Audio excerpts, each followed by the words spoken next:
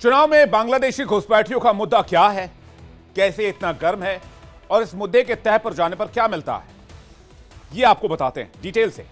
झारखंड के पहले चरण में भी चुनाव प्रचार में भी घुसपैठ का मुद्दा हावी रहा है, क्योंकि बीते कुछ सालों में झारखंड की डेमोग्राफी तेजी से बदलती नजर आई है।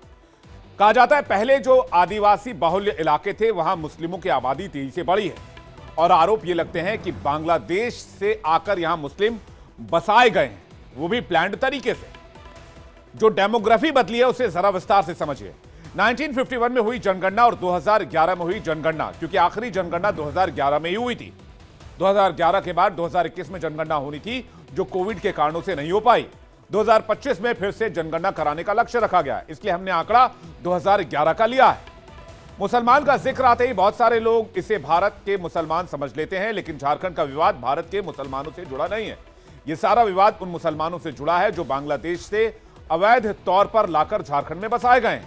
बांग्लादेशी मुसलमानों की घुसपैठ सबसे ज्यादा संथाल परगना क्षेत्र में हुई है, जहां 6 जिले आते हैं, जिसमें गोड्डा, देवघर, दुमका, जामताड़ा, साहिबगंज और पाकुड़ आते हैं। इन 6 जिलों में 1951 में अगर आप आबादी का रेशियो देखें तो यह मैं आपके सामने रखता हूं। ये 6 जिले जो संथाल परगना कहलाते हैं, इसमें 1951 में 44% आबादी थे, जो 9% उस समय मुस्लिम थे। वही 2011 में बढ़कर आदिवासी जो है वो 26% हो गए और 23% आबादी जो है मुस्लिमों की हो गई। अब आप समझिए कि आंकड़ा 2024 का नहीं है, 2011 का आंकड़ा है। जब 2025 में जनगणना कराया जाएगा तो इसमें जो आंकड़े आएंगे वो काफी बदले हुए देखने को मिल सकते हैं। इसमें मुस्लिमों की आबादी आदिवासियों की आबादी प्रतिशत से ऊपर हो सकती है, लेकिन 2011 के पहले 1951 की बात की जाए तो यह आबादी महज 9% थी। 2011 में आदिवासियों की आबादी इस इलाके में 26% हो गई और मुस्लिमों की आबादी 9% से बढ़कर 23% पर पहुंच गई। 2011 के बाद अब तक इस इलाके में बहुत कुछ बदल गया है। दावे तो यहां तक किए जाते हैं कि 13 सालों में इन 6 जिलों में मुसलमानों की आबादी आदिवासी समुदाय की आबादी से ज्यादा भी हो चुकी है, लेकिन इसका कोई आधिकारिक प्रमाण नहीं है। इसके लिए जनगणना का इंतजार करना होगा। झारखंड के संथाल परगना क्षेत्र में मुसलमानों की आबादी उन लोगों से ज्यादा बढ़ी है जो बांग्लादेश से घुसपैठ करके आप भारत आए हैं, यही दावा किया जाता है और इसे ही चुनावी मुद्दा बनाया गया है। इस क्षेत्र का जिला पाकुड़ की सीमा बांग्लादेश की सीमा से सिर्फ 10 किलोमीटर दूर है और यह 10 किलोमीटर का इलाका भी पश्चिम बंगाल में पड़ता है, जो वहां के मुर्शिदाबाद जिले में आता है। मुर्शिदाबाद की हालत यह है कि वहां हिंदू अल्पसंख्यक हो चुके हैं। बांग्लादेशी घुसपैठ की वजह से वहां मुसलमानों की आबादी 66% हो चुकी है और दावा यह भी है कि मुर्शिदाबाद पाकुड़ के जरिए ही संथाल परगना में अवैध बांग्लादेशियों की घुसपैठ कराई जा रही है। संथाल परगना के इलाके में आदिवासियों की आबादी को संरक्षित रखने के लिए एक कानून आया था, जिसका नाम है संथाल परगना टेनेंसी एक्ट। इस कानून के तहत संथाल परगना के इलाके में आदिवासी समुदाय के लोग ना तो अपनी जमीन किसी को बेच सकते हैं और ना ही इन जमीनों को लीज पर दिया जा सकता है, लेकिन इसके बावजूद आदिवासियों की जमीन पर मुसलमान रह रहे हैं।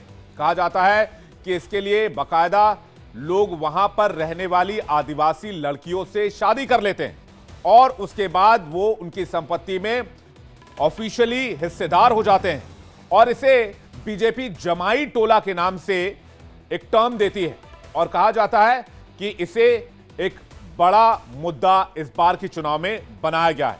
तो क्या है वाकई में बड़ा मुद्दा? झारखंड की चुनावी तस्वीर आज के वोटिंग के बाद क्या है, जानने के लिए हमारे साथ रजनीश जुड़ रहे हैं। सीधे उनके पास चलते हैं। रजनीश, आज के वोटिंग पैटर्न से और आज के मतदान प्रतिशत को देखते हुए आपका आकलन क्या है? देखिए, आज जिस तरीके का मतदान हुआ, एक बात तो तय है विवेक की बम्पर तरीके से वोटिंग नहीं होता है। जो दिवाली दशहरा में bumper cell bumper cell bumper cell, वैसे ही इस बार झारखंड में बम्पर वोटिंग हुई है। अब ये वोटिंग किसके लिए हुई है, ऊंट किस करवट बैठेगा, ये तो 23 तारीख को पता चलेगा। मगर एक बात तय है कि इस बम्पर वोटिंग ने लोकतंत्र की इस महापर्व में जीत कराई है।